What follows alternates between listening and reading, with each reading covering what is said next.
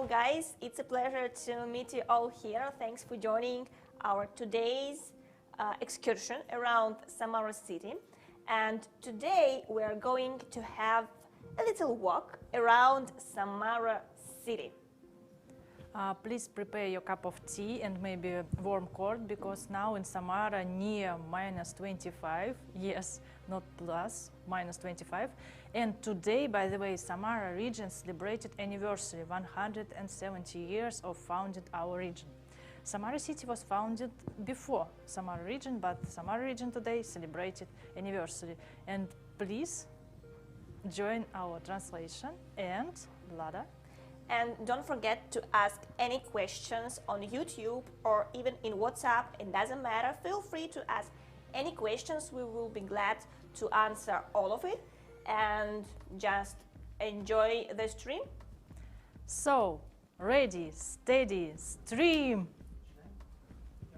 And dear friends, my name is Helen, and today I am honored to introduce my local city of Samara to you.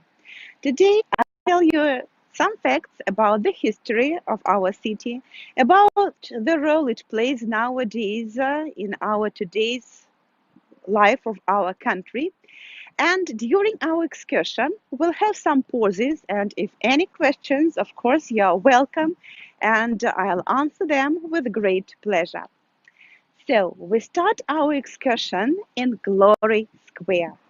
After the victory in World War II, our people decided that they should have a separate square to celebrate such great event. And in the middle of it, you can see a very tall monument holding wings above his head. It is a symbol of the aircraft industry of our city. During World War II, the input of that industry was really great in the victory in that war. The worker is holding wings above his head. Aircraft industry. And after World War II, aircraft industry was the start for space industry in our country also. In this square, as it is Glory Square, there is also a flame, some kind of a tradition in our country to put a flame in squares to commemorate all those people who were killed during different wars. This flame is a really unique place. People come here to commemorate our great parents, our grandparents, because the role which that war, I mean World War II, played in the history of our country, it was really the hardest time in our history. And when we are talking about that war, about Great World War II in Russia, we call it Great Patriotic War, it must be said that every family, not only in Russia, but in any republic of the former Soviet Union, in Georgia, in Belarus, in Ukraine, in any other republic, and also, of course, in Russia, every family has relatives, has grandparents, has great-grandparents who took part in that war and who were wounded or killed during that war. So the flame is the place where people come to commemorate their relatives. Besides, our young couples on their wedding day, there is some kind of a tradition. After they sign all the documents, they start their so-called wedding tour around the city. And during that tour, the first place they go to is to put flowers near the flame, again to commemorate our relatives. Behind the flame, there is a face of a woman as a symbol of our motherland who sent her sons to the war. About 600,000 people from our Samara region went to the war as soldiers. Practically a half of them did not come back. So that war was really the hardest time in our history. And of course, we mustn't forget about that period. We must tell our children, we must tell younger generations about that period, about the horrible part any war plays in our life. Behind the flame, you can see golden domes of the cathedral. It is an Orthodox cathedral of George the Victorious. George the Victorious is in our Orthodox religion, is the patron saint of all the soldiers. So as it is Glory Square, you can see that cathedral in this square. But it must be said that it is a modern cathedral. During the Soviet period of our history, unfortunately, uh, during the Soviet period, the party was against any religion. And during that period, practically all the Orthodox churches and cathedrals of our region, of our city, were destroyed. And all the churches we can see nowadays in the streets of Samara, practically all of them are modern ones. But there are also some historic ones too. Okay, now we can come inside the cathedral, or we can come closer and to appreciate a perfect view over the Volga River. The Volga River is the longest river of Europe. It is the largest river, the longest river of our country, of the Russian Federation. And of course, the Volga influences the life of our city very much. Samara was founded as a wooden fortress to protect the boundaries of Russia in a place where the river Samara, which gave the name to the fortress, flows into the Volga River. On the banks of the Volga River, Samara rapidly turned into a great trade center as it stood on a cross of two main trade routes.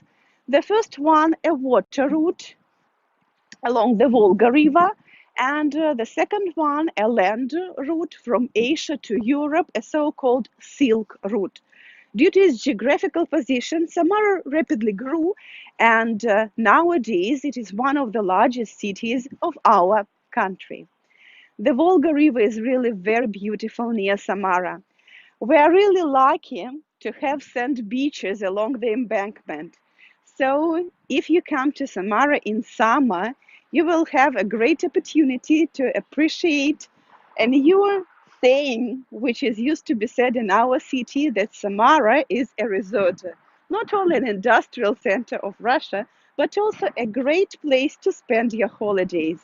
The waters of the Volga River, the temperature of the waters of the Volga River in summer comes up to 20, 22, or even 24 degrees above zero.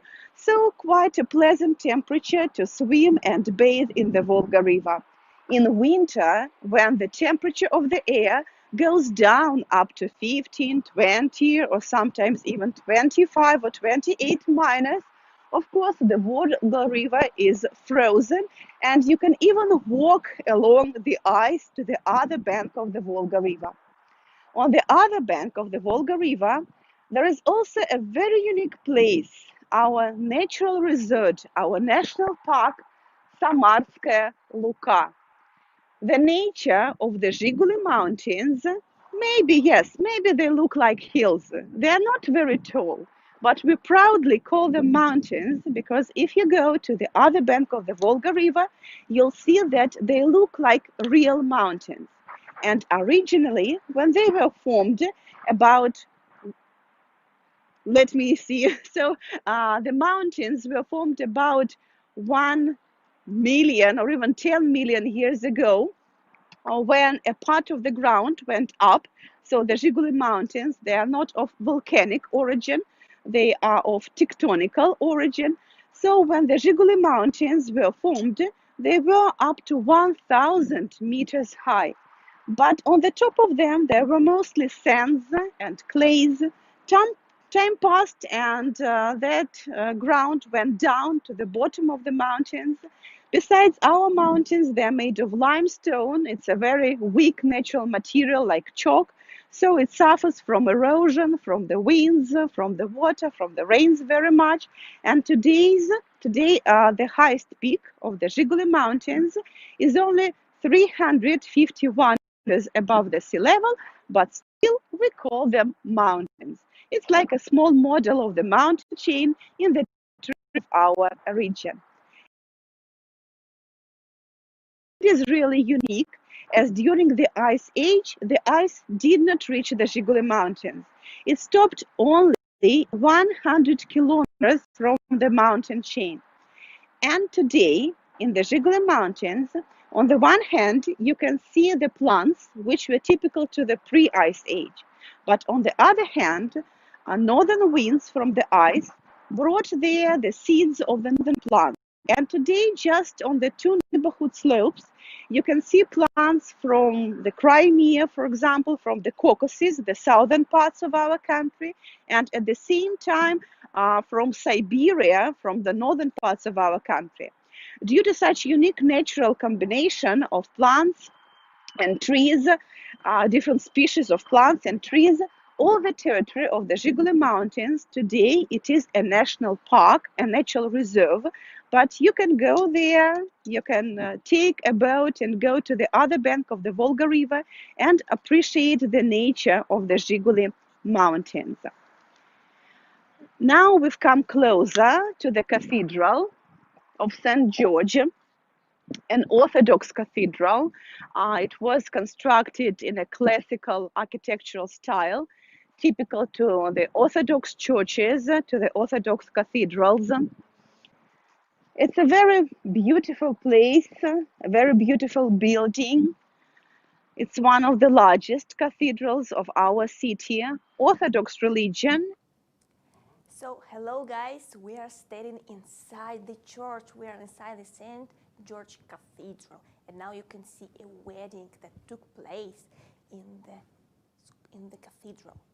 Yeah, it's a real wedding. So actually, we are located in the St. George Cathedral. This is the church in the Russian Byzantine style, and it was built in honor of the 2000th anniversary of the baptism of Russia and the 55th anniversary of the victory in the Great Patriotic War. The church is dedicated to St. George the Conqueror.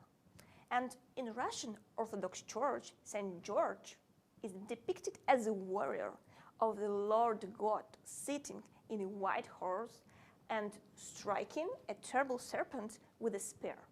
For Russians, it's such a symbol of victory. And here we're still standing in the St. George Cathedral, and you can see that on the top there are lots of icons and pictures, and look at huge chandeliers. Yep, you can see many faces, many peoples of saints. And actually this church has 3 levels. The first level is the lower, and there is baptismal, refectory, and service rooms. The middle has prayer hall, altar with a 5-tiered ceramic iconostasis. Yeah, and now you will see that the saint, the Pope, will put on a crown to the bride. It's such a special hat during the wedding in the church, in Orthodox Church. They will kiss, and then he will put on the crown into the head. So, about the highest level of the St. George Cathedral, there are choirs and cells. In the upper part of the temple, there is an observation deck where you can find an awesome picture, an awesome panorama of the Volga River and the embankment of Samara city. The temple has the statues of monument. So, and if we continue talking about the Russian Orthodox Church, because now we're inside the Orthodox Church and we can see the wedding, the true wedding, yeah. As you might know, many Russians, at least 70%, so they are Orthodox Christians, and the Eastern Orthodox Church is a second largest Christian church with approximately 220 million baptized members. The Christianization of Kievan Rus dates from the year 988, when Vladimir the Great, the leader of the country, was baptized in Khersonos, nowadays it's a city in Ukraine, and proceeded to baptize his family and people in Kiev, its modern capital of Ukraine. So now you will listen the choir, and we will keep silent.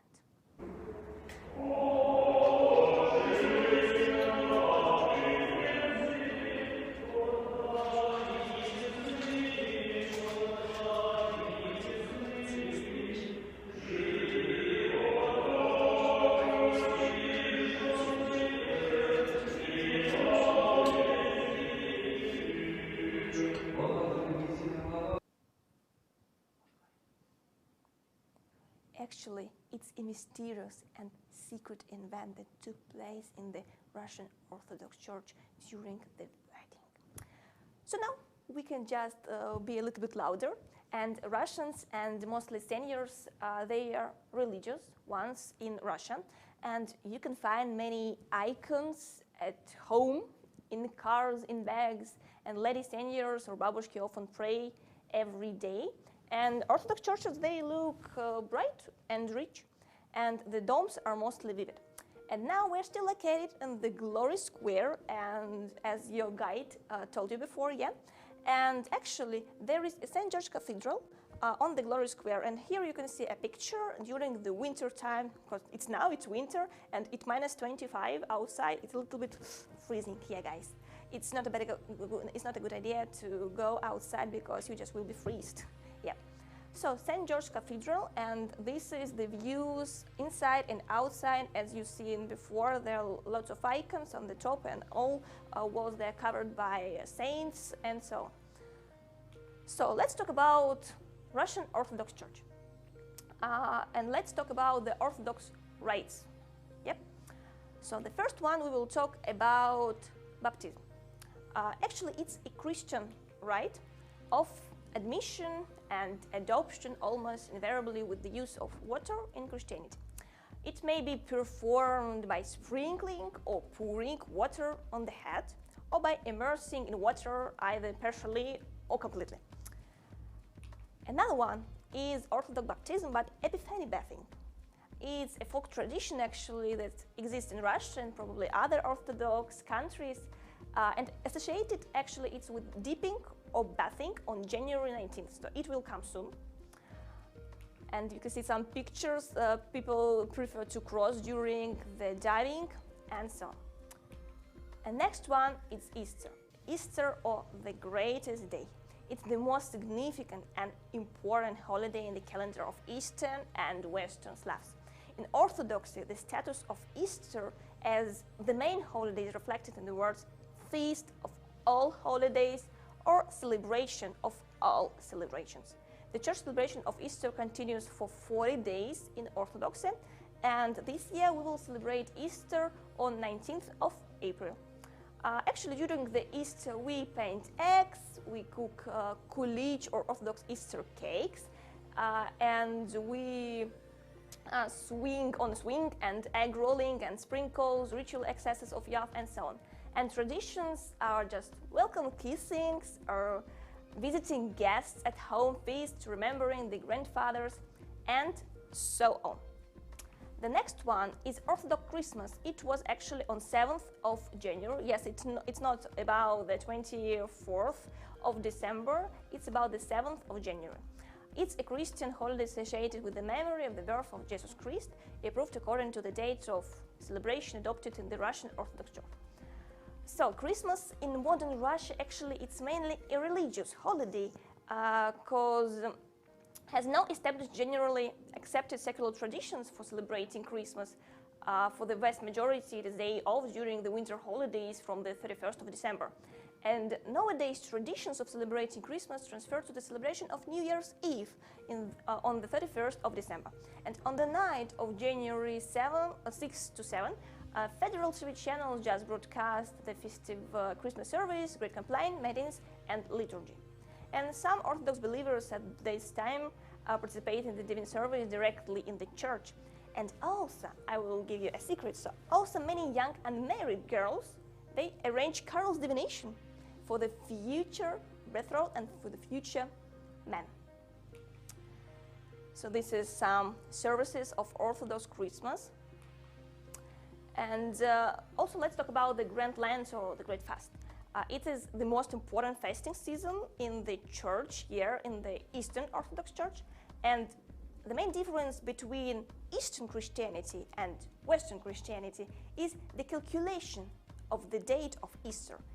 Here in Russia, we have a tradition to celebrate Maslenitsa, traditional holiday, during the week before the Lent. So the date of Maslenitsa changes every day depending on the date of the celebration of Easter. Traditional attributes of the national celebration of Maslenitsa, just scarecrow of Maslenitsa, as you seen before during our yesterday's quiz. It's just the lady that symbolizes this celebration, Maslenitsa. and amusement, sledding, festivals, cooking Russian pancakes, as we call it here in Russia, blini. We also seen pictures of blini or pancakes yesterday during the quiz, and I will give you a hint that we will cook Russian pancakes or Russian blini during cooking masterclass, so don't miss it. We will announce it soon. So on the 7th day, there are huge celebrations, I guess maybe on the all main squares in each Russian city. So, well, now you know more about Russia and in particular about Russian Orthodox Church. So it's time to go further and coming to the main square of Samara city. We call it Kuibyshev Square. Enjoy. Okay, back to the religion. So, as I've told you, Samara region is a center of many religions, and there are lots of Muslims in our region. They are mostly the nationalities, Asian nationalities, as historically Samara is a fortress, was founded in a place just in a boundary between the European and the Asian part of our country. And there are lots of Muslim people. When our central mosque was constructed in the beginning of the 21st century, so not very long ago, it was the largest mosque in Europe. But few years passed, the mosque in Kazan, a neighborhood city, was constructed. The mosque Kul Sharif was constructed. Today it is the largest European mosque. But our mosque is also still one of the largest in Europe, not only in our country, but in Europe. Now we've come to Kuibyshev Square. So Valerian Kuibyshev was a revolutionary who was the leader of the Communist Party in Samara. And in 1917, he was the first man who told our people that the regime in our country had changed. So after his death, in 1935, his name was given to the city, and up till 1991, Samara was named Kuibyshev. That is Kuibyshev Square. In the middle of it, you can see a monument to Valerian Kuibyshev, to that revolutionary. Behind the monument, there is a building of our opera and ballet house. But before the October Revolution, that square was called Cathedral Square due to the largest Orthodox cathedral, which stood here in the place of the opera and ballet house. It was the largest cathedral of Samara. Unfortunately, again, during the 30s of the 20th century, the cathedral was destroyed, the cathedral was ruined, as it was thought in the country that there must not be any religion and there must not be any God for people except the leader of the country. So the leader of the party, the leader of the country was like a God for our people. After 1991, Orthodox religion was returned to the people, and our Orthodox churches, our Orthodox cathedral are being built nowadays. They are being rebuilt in the historical places where they stood before 1917, before the 30s of the 20th century, when they were destroyed. But it was decided not to ruin the opera and ballet house because the history has a little bit changed. And today, this square is called not Cathedral Square, but it is called Kuibyshev Square. It is the central square for all the events in our city. For example, we celebrate our Victory Day on the 9th of May every year. There is a great military parade in this square. When people can come and watch the best armors, the best tanks, guns, and so on and so forth. But there is also one event in our history when during World War II, in the very beginning of that war for our country, you know that World War II started in 1939, but for the Soviet Union, for our country, it started only in 1941. So in 1941, when the Hitler's army came very close to the capital of our country, to Moscow, only in 3 cities of Russia, in Moscow, in Voronezh, and in Kuibyshev, military parades were held in November of 1941. During the Soviet period in November, we celebrated the October Revolution. Quite a tricky thing, but it is because of the changing of the calendar when the October Revolution happened on the 25th of October, but when the calendar changed, then it became the 7th of November. So during the Soviet period, we celebrated the anniversary of the October Revolution on the 7th of November. So in 1941, only in 3 towns of our country such military parades were held, and today we are celebrating that event, our city, even during World War II, had a military parade. And here you can see some kind of an exhibition of different armies which took part in that very parade. So we can come closer.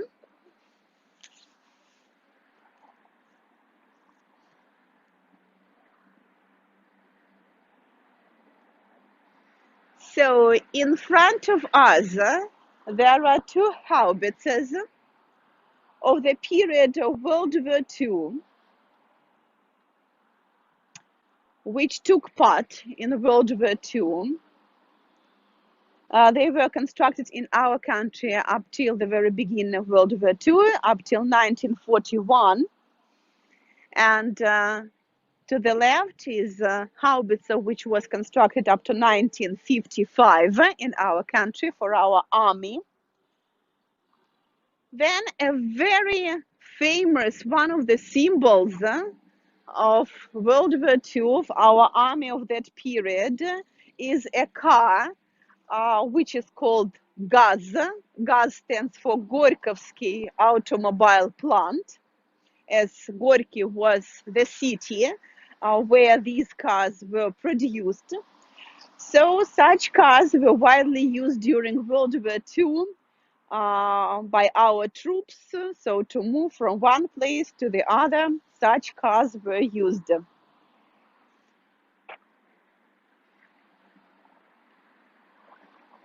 And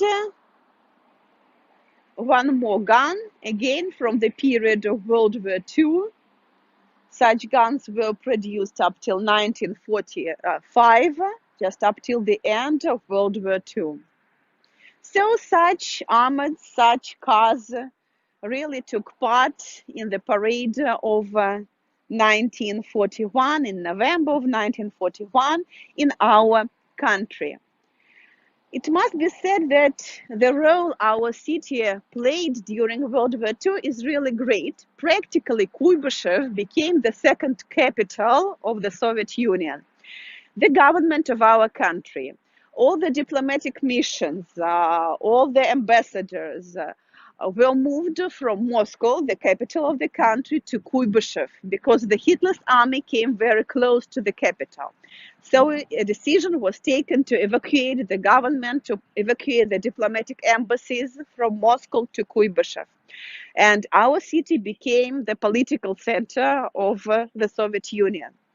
Besides, it became the industrial center because lots of plants and factories from the western part of our country, which were occupied by the Hitler's army, they were also evacuated to our city.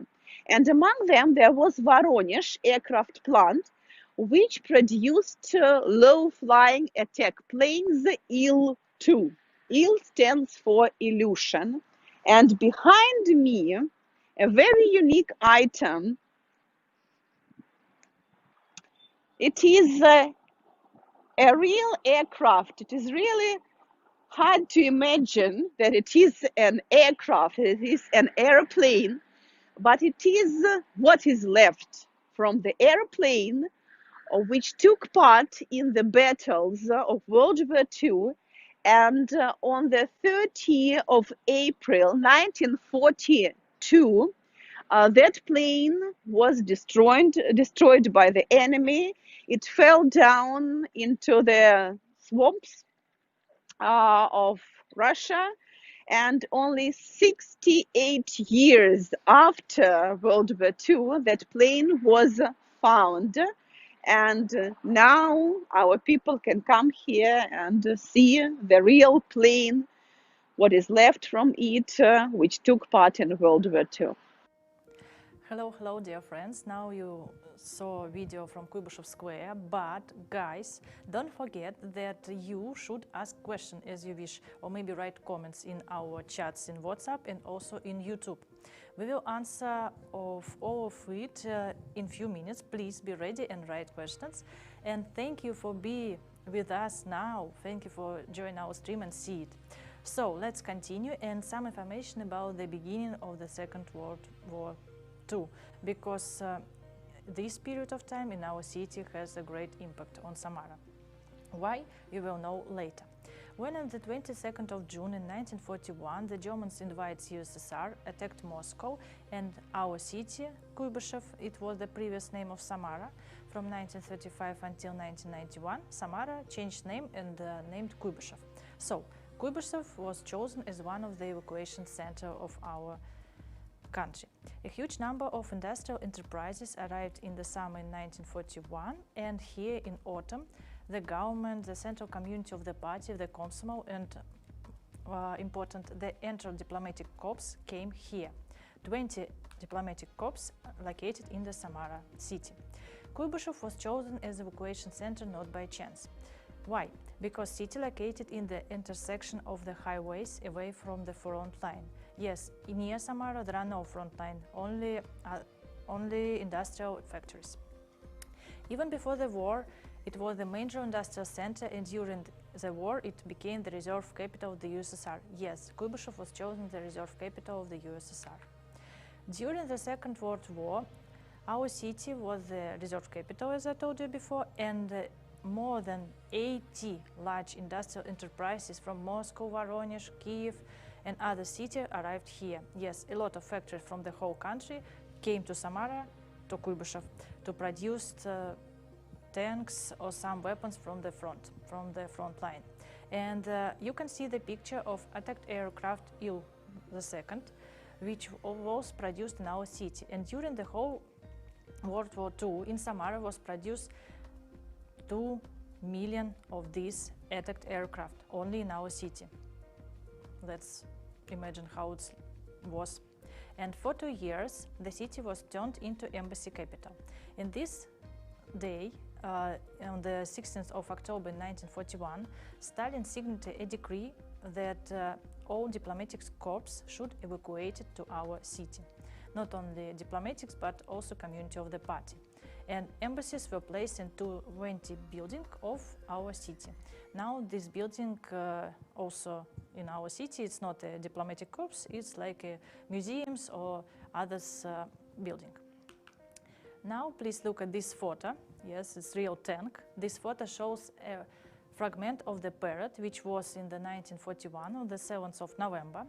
And there are only 3 parades was in Moscow, Voronezh and Kuybyshev, Samara.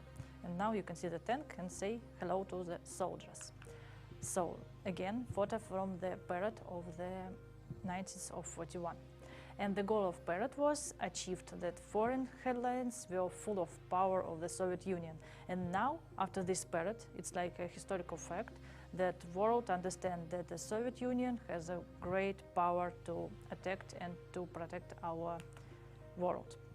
Now Russia celebrates the 9th of May in order to anniversary of victory of the Second World War too. And here you can see the real picture from the parade. It was made 2 years ago, and now you know that it's a Kuybyshev Square. Yes, say hello from Kuybyshev. Hello, hello, hello, hello. And now we locate on the Kuybyshev Square. Again, photo from the parade. And I would like to tell that during the Soviet Second World War II, 27 million people died, unfortunately, to defend world from this great war. And if you, for example, ask each family of Russia, each of them has their own hero, their own person who took part in this war. Not especially maybe on the front line, but maybe to produce war attacked Il-2 or others technique for the war. And to the order to respect them, all of people For example, now you can see again Samara picture. This event appeared not only in Samara but others cities, for example in Moscow, St. Petersburg and others. A lot of people took portrait of their parents and go through like a stream to respect their veterans who take part in this war. It looks like they goes with us, but like a portrait. So, and now I suggest you to talk about person who make a great contribution to the war and lead our country to the victory. So, you can see that Joseph Stalin. He was the leader of the Soviet Union. Joseph Stalin was born on the 18th of December 1978 in Jori, it's Georgia, and in Russian Empire to the poor family. In 1901, he joined Social Democrat Labour Party and impressed the party leader, Vladimir Lenin, and in his ability to organize meetings and strikes. Please pay attention that you can see that Georgashvili, it's his original surname, but he became Stalin. Why? Because Stalin means steel from Russian and man of steel, because Stalin was a very hard power person. And Lenin died in 1924 and Stalin became the next leader. In the late of the 20th century, Stalin would aim to turn the Soviet Union to the modernization, industrialization, and wanted to do it rapidly. And during short period from 1928 until 1913, only 10 years, but Soviet Union became the more powerful country which produced coal, oil, steel, electricity, and a lot of industrial things. And Stalin was the leader that can help win the Second World War II. And now let's move next, but before I suggest you to show me your question, or maybe I will check it now. So, yes, dear friends, it's time to see your question now. And now I will open the, we will switch on the special application to show you, first of all, our translation. You can see it. Yes, yes, yes. And now I would like to see the all comments in this. Yes, I try to open. Oh, sorry. Открыть chat. Open chat. Ho, ho, ho. Hello, hello. And now you will see what you have already wrote. Okay, maybe you have question from Great Patriotic War or others. Please write and we will see. Dear friends, don't be so shy.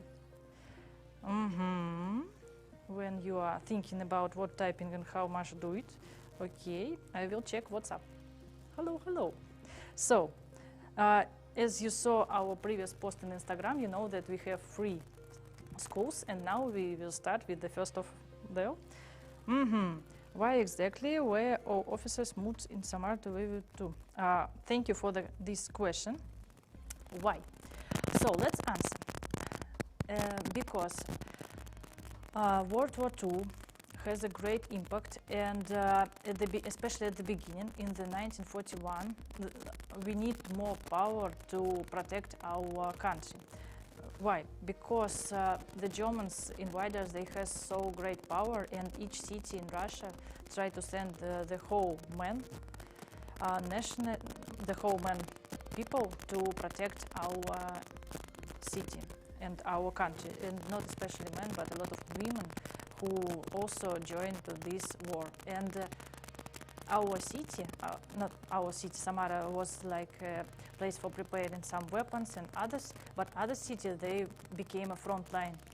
And in Russia we have like motto that all things for the front line, all things for the victory. It's like a motto which can help to protect and to be winner of this war.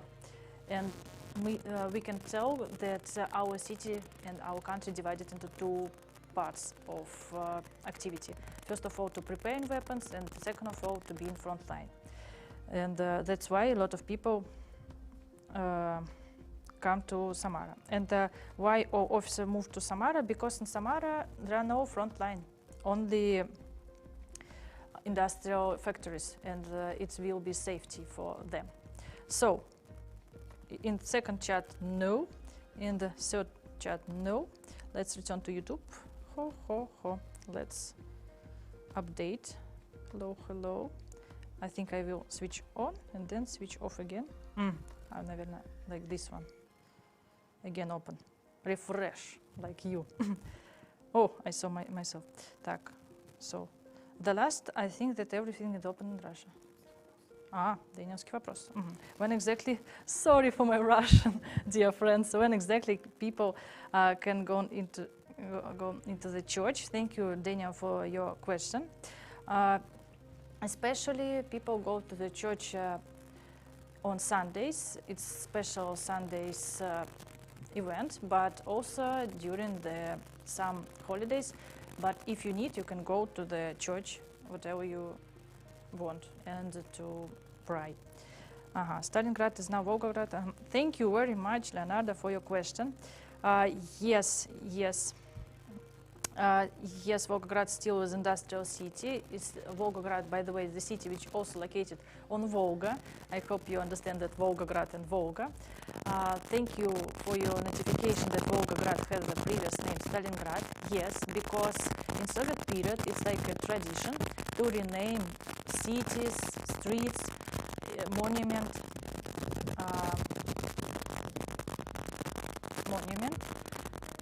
during the name of a famous person. For example, we have in Samara a lot of Lenin Street, Leningrad, or we also have Leninsky Avenue and others. What the same thing was with Volgograd, because Volgograd also changed name during the Stalin. We have Stalingrad and we have Leningrad, for example, the previous name of the St. Petersburg, it also in order of Lenin. So I suggest to check again our chats, and maybe there are no answer, maybe we will continue, because it's not our last time to answer your question. And now we will give you time to think, new question, and we will answer. Thank you for your activity. We hope that you like it. So maybe let's continue, because there are no questions. And now you will see Stalin's bunker. Yes, in our city we have bunkers. 1, 2, 3. 1941. The Germans, the Hitler's army, came very close to Moscow, to the capital of our country, and the decision was taken to evacuate the government from Moscow to Kuibyshev. Our city was chosen for several reasons. The first one, as it was very well protected by the Volga River. The Volga is about 2 kilometers wide near our city, so it's really difficult to cross it. Besides that, up till now, there is no bridge over the Volga River. And the second reason was that our city had a very good railway connection with all the parts of the former Soviet Union. So the government was evacuated to Kuibyshev, and it was working in that very building from 1941 up till 1943. And as the construction was a top secret, nobody knew about it up till 1991. Only in 1991, when the documents about the construction became non-secret, we were really surprised to see such a unique construction just under us in the city center. Today, this bunker is one of the most popular museums of our city. It must be said that the bunker was constructed not for living. It was constructed to be used only in case of emergency, in case of gas attack or in case of bombing. So there are no bedrooms there. There are only rooms as the working places for the members of the government, Stalin's room, and the largest room for the meetings of the government. And no bedrooms, no kitchens. So only for the members of the government to work during bombing. And again, it must be said that this bunker, it wasn't used at all, as our city had a perfect air protection around it, so there were no bombs in our city during World War II. It was finished and it was closed, and everybody forgot about it up till 1991. This bunker is said to be the deepest bunker of the period of World War II in the world. It was the second popular place in our city during FIFA Football World Cup in 2018. Our people really appreciate that fact that Samara was chosen as a host city for some of the football matches of FIFA Football World Cup 2018, because due to that fact, Samara changed a lot. The roads were reconstructed, all the historical buildings were reconstructed in our city center, a new stadium was constructed. So today Samara looks really very, very pretty due to that great sport event which took place in our city 2 years ago. Okay, and now we're going to see the square near which the bunker is situated. The entrance to the bunker is really hidden, as it was a secret construction, so it's really difficult up till now to find it, as it's not a front door into the building, it is somewhere back in the yard. But the bunker is, to my mind, it is the coziest place, the smallest, but at the same time the coziest place of Samara. Today it is called Chipaev Square. In the middle of the square, you can see the monument to Vasily Chipaev. He was an officer of the Red Army during the Civil War, which took place in our country after the October Revolution of 1917.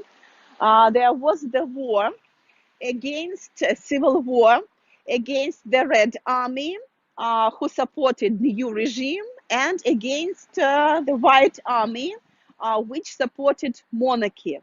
So Chipaev was one of the leading officers of the Red Army, and here he is practically himself. So the figure of Chipaev riding a horse, and he is surrounded by the real participants of the Civil War, a peasant, a worker, a sailor, a woman.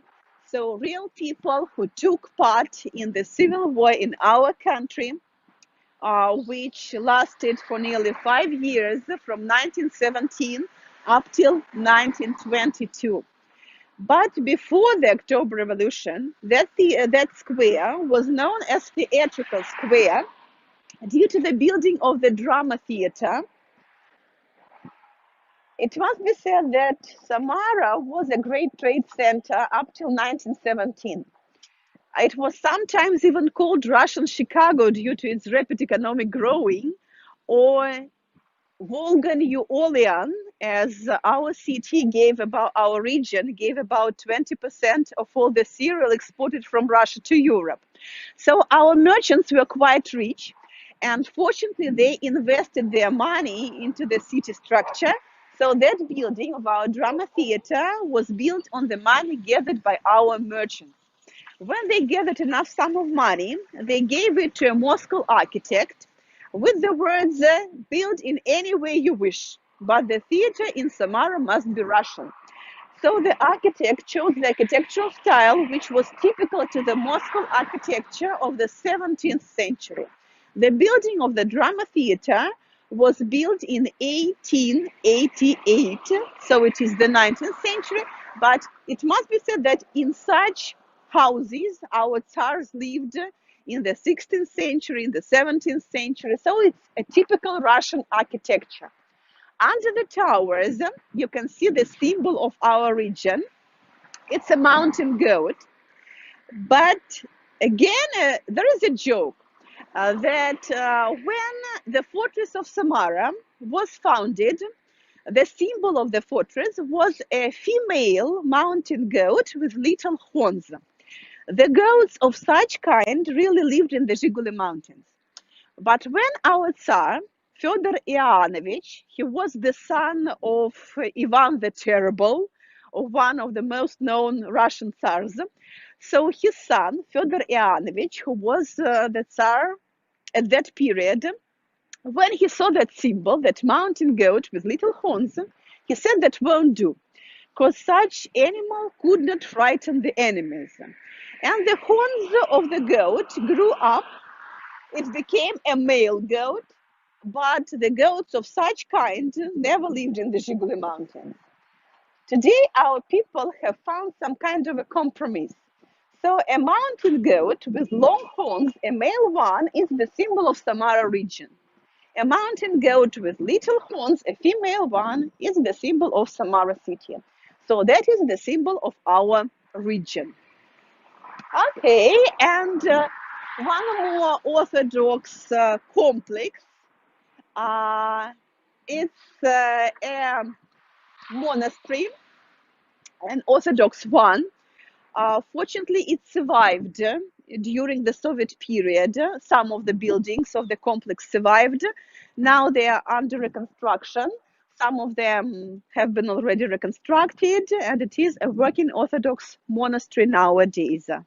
Okay, and what else to be seen here?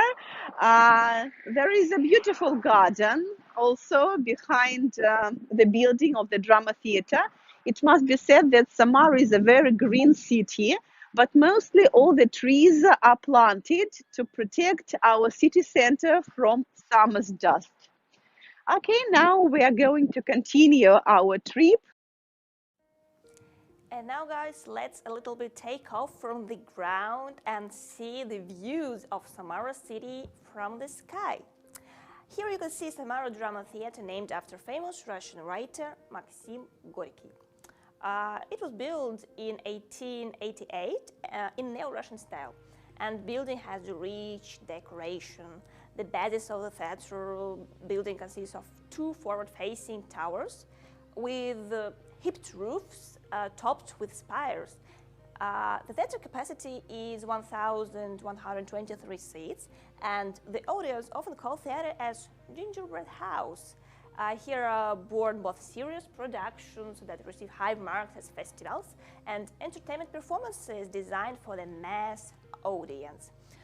And here we can see the drama theater and the city from the sky. And now we appear in the Pushkin Square. And who is Pushkin? Pushkin, Alexander Pushkin, was a Russian poet, playwright, and novelist of the Romantic era, who is considered by many to be the greatest Russian poet and the founder of modern Russian literature. He lived in the beginning of 11th century, and Pushkin was fatally wounded in a duel with his brother-in-law in 1837, and unfortunately he was only 38 years. There are many famous works that were written by him, like poem Evgeny Onegin, the novel The Captain's Daughter, and so on and so on. And Pushkin Square was founded in 1899. From the viewpoint of the square, you can enjoy the wonderful, the superb views of the Strukovsky Garden, Zhigulovsky Brewery, Iversky Monastery, and the Volga River, which is one of the most popular places in the city within the tourists and actually the locals, as just a viewpoint just to see the sunset. And here we can see the Samara city from the sky. We're like birds just searching for the good views. Here you can see Iversky Monastery and many buildings. You can see the historical city center of Samara city. Now on the left side you will see the Zhigulovsky Brewery. And now you will see the Volga River that is covered by ice and snow. As you know, the Volga River is the longest river in Europe and flowing through central Russia to southern Russia and into the Caspian Sea. It has a length of 3,531 kilometers. It is also well known as the national river of Russia. Some of the largest reservoirs in the world and located here in the Volga River. Actually, it has a symbolic meaning in Russian culture, and we often call it, like, you know, Volga Matushka, or Mother Volga in Russian literature and folklore. And here you can see the Zhigulovsky Brewery. It was built in the end of the 11th century by architect Mr. Schlecht. And the architectural style of the brewery is Greek eclecticism. Zhigulovsky Brewery is one of the oldest breweries in Russia, and factory was built by the Austrian citizen Alfred von Makana. As you can see, the plant is located on the bank of the Volga River. And as you know, this is that plant that is really famous in the whole Russia for the Russian Zhiguli beer. There is a popular place or just a bar on the bottom when you can just go and try really good Russian beer called Zhiguli. If you visit Samara, if you visit Russia, you should visit this place because many people in Russia know this place. I can recommend this place for sure, yeah, for sure. So also you can see Surkovsky Garden from the Pushkin Square, is the oldest park in Samara. And also let's talk about the Iversky Monastery. What is monastery? Here you can see the chapel, yes, of the monastery. And Samara Iversky Monastery is an also Orthodox convent of the Samara and Aliati Diocese of the Russian Orthodox Church. In 1850s, a women's religion community was founded in Samara, and which received imperial approval in 1855.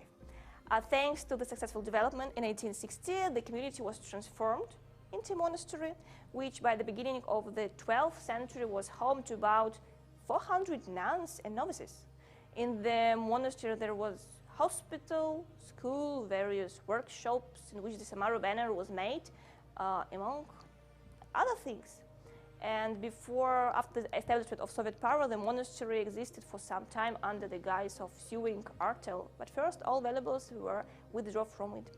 And now we will appear on the Frunze Street. You can see 3 buildings, the wooden one, that one in the center, in the middle, it is called Mucha in Russian, or fly, yeah, fly. And the last one, it is the building of Institute of Art, where Stalis Bunker is located. And if you will just have a walk, small walk around historical city center of Samara, you will find many wooden buildings. And now maybe it's time it's so many lights, maybe it's time to switch off the light. What do you think? So 3, 2, 1, let's switch off the light. And what? We appeared in the winter night Samara city. Just look all of the views. You can see Samara Drama Theater, we can see Chapayev monuments, Surkovsky Garden, highway, Kuybyshev highway, and many lights. It's superb. So let's talk about the monument that we will come closer. That's it. This is a Chapayev monument. It was built in 1932, and actually this monument is the first multi-figure monument in the history of Soviet architecture and in Soviet sculpture. And who is Chapayev, actually? Chapayev was a participant of the First World War and the Russian Civil War in 1917-1923, and he was the head of division of the Red Army. And actually, he is such a role model. He was such a role model during the Soviet Union times because there was many books. For instance, Chapayev, that was written by Dmitry Furmanov, and that's why he was so popular. Unfortunately, he died when he tried to reach another bank of the Ural river, but still. So just enjoy the views, the Samara views. You can see that there are all grounds covered by snow, and yes, and of course the Volga River is covered by.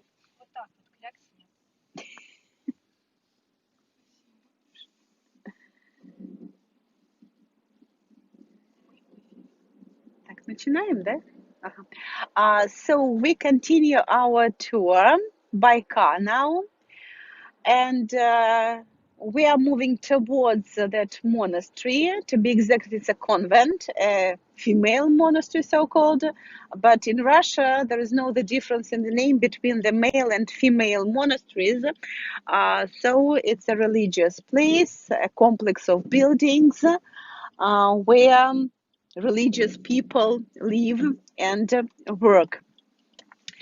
And to the left a little bit, that beautiful garden in the back of the drama theater.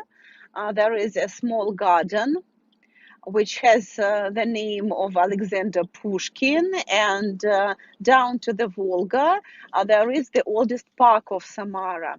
And next to it, a complex of red buildings. It is one of the oldest breweries of Russia. It was founded by an Austrian man, von Vakana, who came from Austria. He came to Samara in 1880 and started his brewery business in our city. Von Vakana was a Lutheran by birth, but he took our Orthodox religion. He became a citizen of the Russian Empire, and he started his brewery business up till now. Zhigulyovskaya beer, as it is called, that kind of beer, is known all over Russia. It is one of the most famous kinds of Russian beer. Von Vakana was called a German spy during World War I. He was sent away from our country, but his brewery still works and still produces that beer, a very popular place, especially among the young students of our universities. Many universities have their departments not far from that place, and after their lectures, students sometimes go down to the river and taste our Zhigulyovskaya beer. Next to the brewery, that grey complex of buildings with chimneys, it is the oldest power station of Samara. Initially, it used coal and it produced electricity, but nowadays it is a gas one, and it gives hot water for the central heating of our city. It must be said that people can't survive without central heating in Russia. Winters are really severe sometimes, last for 5 or 6 months, and without several central heating, it would be very, very cold in our flats. But we are happy to have central heating, and thanks to the power station, it gives hot water for the central heating of that part of Samara, of the old historical center. It must be said that historically, Samara as a fortress was founded in the place where the river Samara flows into the Volga River. And these two rivers, they became like two natural boundaries for our city. And through its history, Samara has been growing only in one direction, up the Volga River. And our historical center is not the geographical center of the city. Practically, it is the boundary of our city, the boundary of Samara.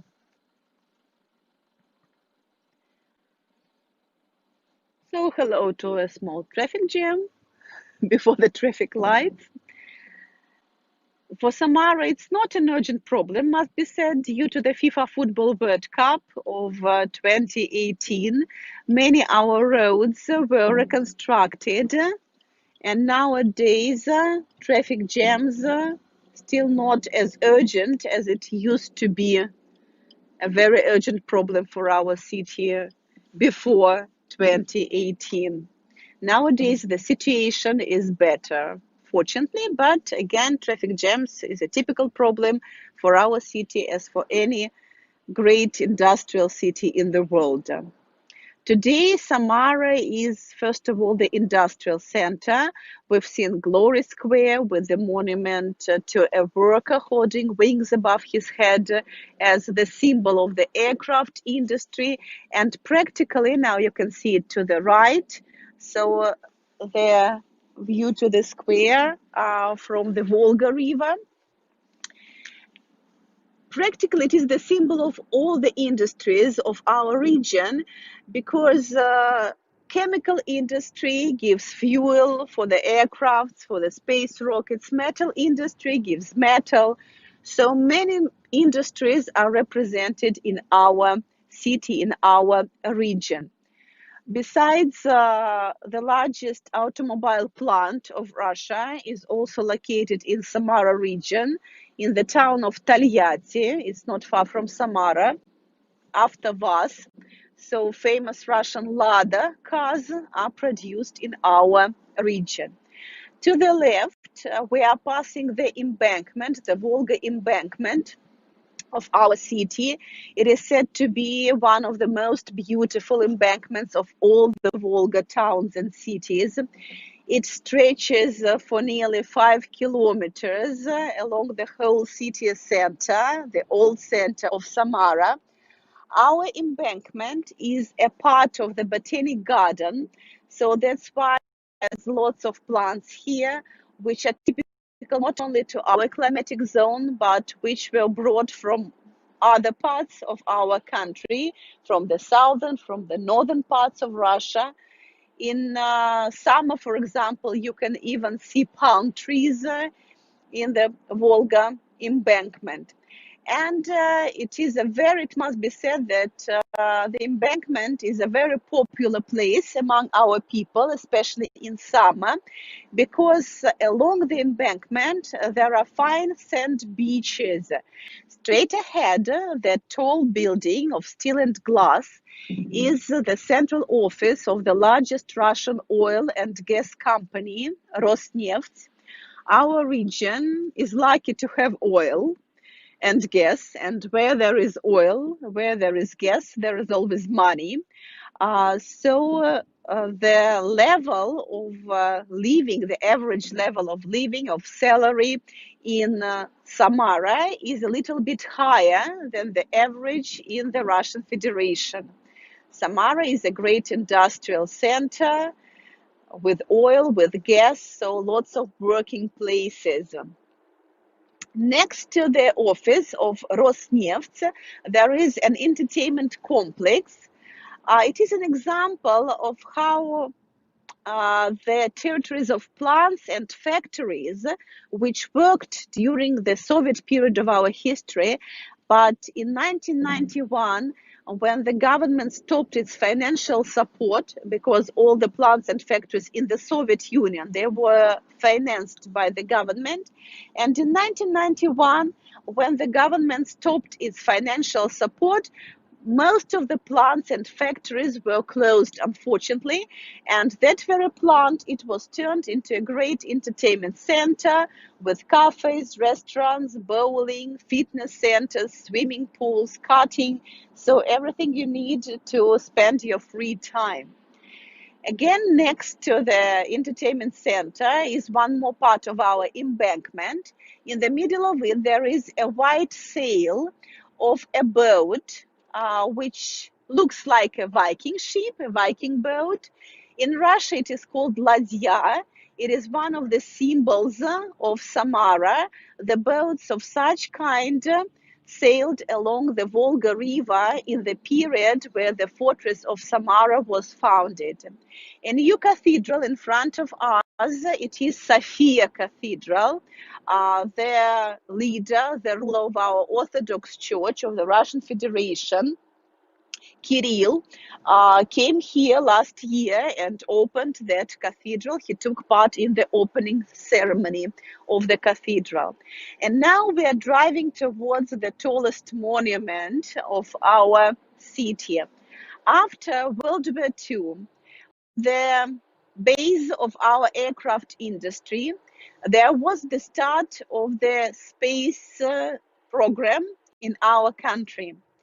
And the first rocket, which took Yuri Gagarin into space, many parts of it were produced in Samara, were produced in Kuibyshev. And after his flight in 1961, on the 12th of April, 1961, Yuri Gagarin flew into space. He landed in a neighborhood region of Saratov, but after his flight, he was taken straight not to Moscow, but he was taken to Samara. And for nearly 2 days, he was resting in our city after his flight. And the first place he was taken to was the plant where the rocket was produced. The first place he went to was that plant. He went there to say thanks to the workers, thanks to the engineers which made that dream of space investigation come true. So he went to the plant to say thanks to the workers that they made it possible, that they made his flight possible. This rocket, it's a real space rocket. It's not a model, it's a real one. This is not Vostok, which took Yuri Gagarin into space. That is Soyuz, another modification.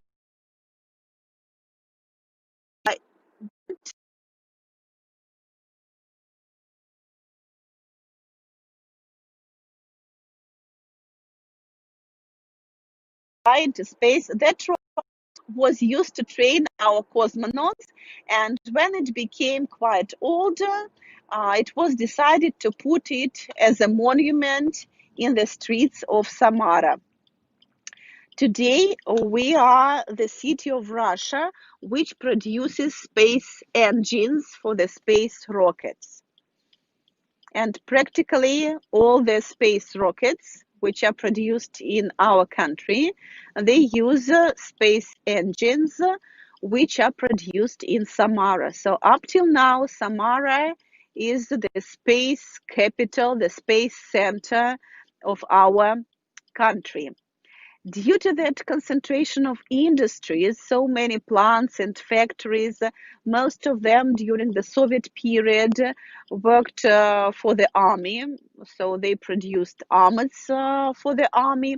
And due to that fact, due to that concentration of military industries, Kuibyshev was a so-called closed city during the Soviet period.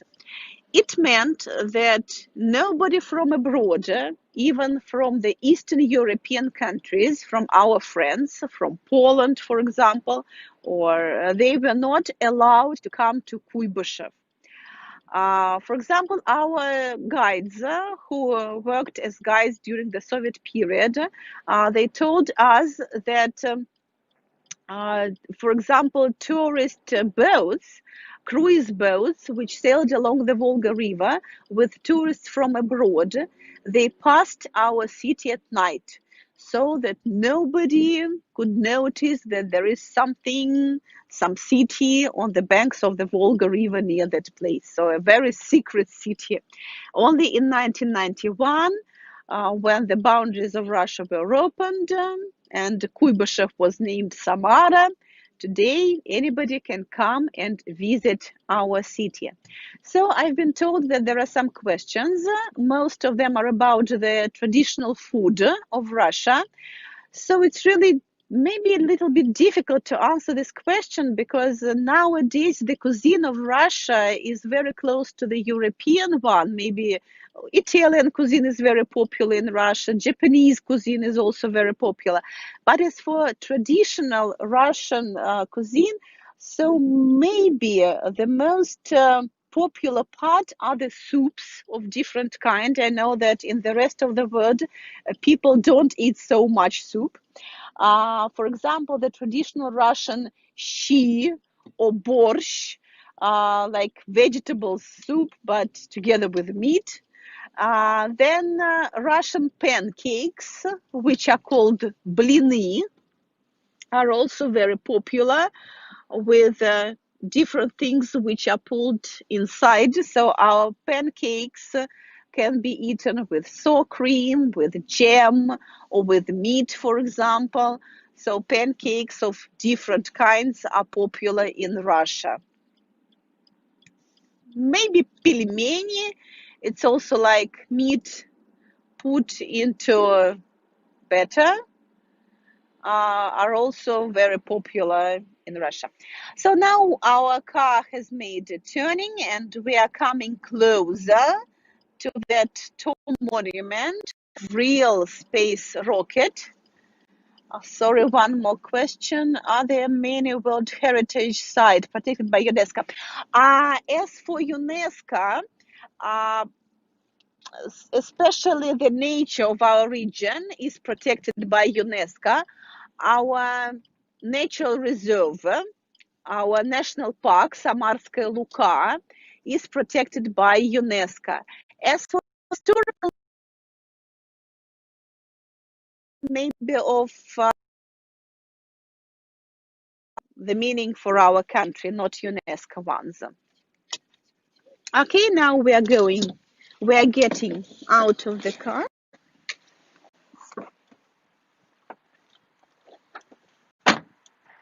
And we are coming closer to that space rocket, Soyuz. It was constructed in the 70s of the 20th century. A real space rocket. Without fuel, it weighs about 30 tons.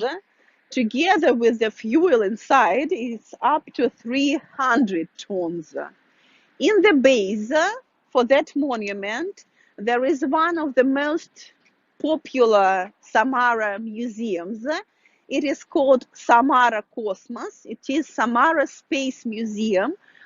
Here you can see real, for example, satellites which have flown into space. There is also exhibition there which tells about the role our city played and is still playing in space investigation and our space investigation programs of our country. A very popular museum, a very popular place. Even today, it is a little bit cold outside, but still some people here in this square near the rocket. As for the working hours, the working day has already finished in Samara. So our people normally work from 8 or 9 o'clock in the morning up till 5 or 6 o'clock in the evening. So 8 hours working day. And engines which are produced in our city, which are Dear friends, hello again. Thank you very much for your comment. Thank you very much for your question in our YouTube and also in chat in WhatsApp. Thank you. And now let's see I think I should stay here. Let's see the real rocket. You can appeared here by car, and now you can see the monument of the real rocket Soyuz. This rocket appeared here in 2001. Yes, the real rocket is the vertically appeared rocket in Europe. It's amazing rocket, and number of launch this type of rocket into space in 1881, and height of the rocket near 33 meters and the weight 20 tons. And you may be interested in what is it behind my back. This is a Space Cosmos Museum. In this museum there are so many objects which can help cosmonauts located into the space station, especially space food, and you can eat and be happy. So now please look at this photo, especially this one. This made from copter, and this one. This made from the rocket, yes, from space. What it was anniversary of flight to the space, and if you count that the first flight to the space was in 1961, and yes, it was 10 years ago, and maybe in this year again will be flash mob. You can see students of Samara's university, not only our, but all whole students, and they make letters, and then from the rocket make this photo to celebrate anniversary. But what we celebrated when the first man, we know after yesterday quiz, or maybe you know it before, that Yuri Gagarin was the first person who launched by rocket Vostok, not Soyuz, but Vostok, in space. And Yuri Gagarin was born on the 19th of March in 1934. Yuri joined the Soviet Air Force in 1955, and from the 1958 until 1961 he trained to be cosmonaut. There are 90 other candidates, but Yuri was chosen to be the first person into space. And now it's interesting, I think, for you, but let's see the real rocket, and I will tell you next information about Gagarin. So, yes, say hello to the rocket Soyuz and listen what will be with Yuri Gagarin, what was with Yuri Gagarin on the 12th of April in 1961. At the age of 27, Yuri became a first cosmonaut who appeared into space. He climbed into Vostok space aircraft near 8 a.m. Moscow and then said, "Let's go." It means that the space became closer to us. The rockets blasted off into space. In 10 minutes, the Vostok spacecraft separated from the large rocket, and Gagarin was in space. He has orbited flight Earth near 108 minutes during the flight. And now, please look at this rocket. Yes, you can see the logo of factory which produced this rocket, and it located in our region, in Samara city. And now you can see this beautiful view. You maybe try to touch the snow. Yes, you can see the Samara Space Museum, and maybe interested in who this person which I tried to put on my head. Yes, is Dmitry Kozlov. Dmitry Kozlov is the Russian aerospace designer who founded the Process Start Research and Product Rocket Space Center. And Kozlov was a very good person. He made a great impact to the space exploration, especially with the team of under Sergei Korolev. He was in charge of designing the R-7 muscles, and R-7 is the engine which used in Vostok, where Yuri Gagarin launched to the space. Now you can see the Dmitry Ilyich Kozlov. And dear friends, I predict your question, or maybe no, I have an idea that we can make photo, but later, let's wait a little bit, photo you and me with rocket, and then you and rocket without me, don't worry. Let's prepare and wait several times, but when we are waiting for, I would like to tell that the 20th century, especially the second part of the 20th century, was the part of great discoveries into space. And Samara was the space capital, and now also the space capital of Russia. Why? Because there are so many factories to produce rocket engine, and some others place for help us to explore the space. Because, as you know, to be in space, it's like a dream for a lot of people. And for example, boys during the 1970s or became of the 1960s, all of them would like to be a cosmonaut. For example, you asked a boy who would like to be, and he said cosmonaut. So I think we can make stop. Oh, I can be like Flash, stop time, and let's make photo. You can feel yourself like in Italy, and maybe like this one, say la la la. Make photo with me, but please make no, stop, dear technical director, because I would like to go out and give our participant make photo. Hop. Yes, I suggest you to maybe put rocket in cup of tea. It will be interesting. Or feel yourself like a cosmonaut. If now you are lazy, you can watch our translation later, make stop and hello, hello again, and make photo later. So let's continue our watching. And now you can see how looks Samara real time. As you remember that now today in Samara minus 25 degrees, it's so cold. And let's try to feel Samara's warm impressions, not cold. You can see the so many cars here, the snow, and the rocket. It's one of the favorite and famous place to live near rocket, because, for example, you can have a breakfast and look in your window the rocket and feel happy. Now let's say hello Volga River. Yes, Volga River frozen, but if, for example, you come to Samara in summer, you will see not frozen Volga River. Also, now I can say hello to tram, one kind of Russian popular transport, public transport, and again view of rocket. For you that you try to new letters, or maybe again post sitting, for example, here and me and make screenshot, it will be funny. So, dear friends, let's continue, and you will know more information about how Samara was in space. So, go. Now you are in Samara University. Yes, it's Samara University, and again rocket.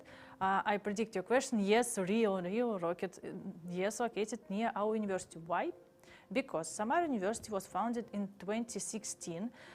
It appeared when two universities, Samara State University and Samara State Aerospace University, joined together and appear Samara University. And now near building the previous Samara State Aerospace University, you can see the real rocket Buran.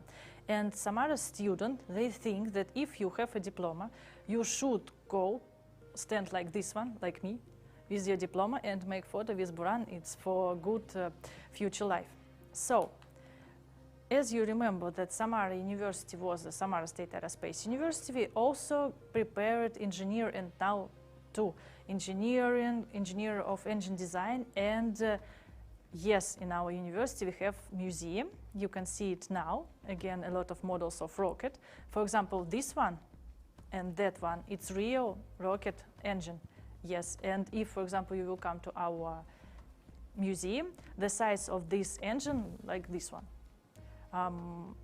near 2 meters and like 2 meters in diameter. So, yes, again, Samara's view, and now you can see the graffiti. In Samara, there are so many graffitis, especially in order to footballists, in order to famous doctor, to others. You can find it in Google, of course, but we talk about space, and let's see the person which we told before, Kozlov Dmitry Ilyich, Kozlov Dmitry here, again Yuri Gagarin, and let's predict. I think you are smart and understand where this graffiti made.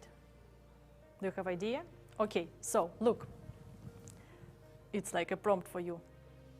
Yes, this graffiti located in the building which at the back of the rocket, and it's look that girls make photo of the rockets. Yes, so funny. Use Google and see it later. And now I would like to tell you thank you very much, but don't say goodbye. I would like to say together Lada, and she will come, and we are more than happy to answer your question. But before, Hello, dear friends again. We would like to tell again a little bit about space topic. Why? Lada will tell you. Yep, I'm holding the phone, and now you can see the picture on my phone. As you know, yesterday, it was the birthday of Sergei Korolev. He is the founder of space industry in the whole world.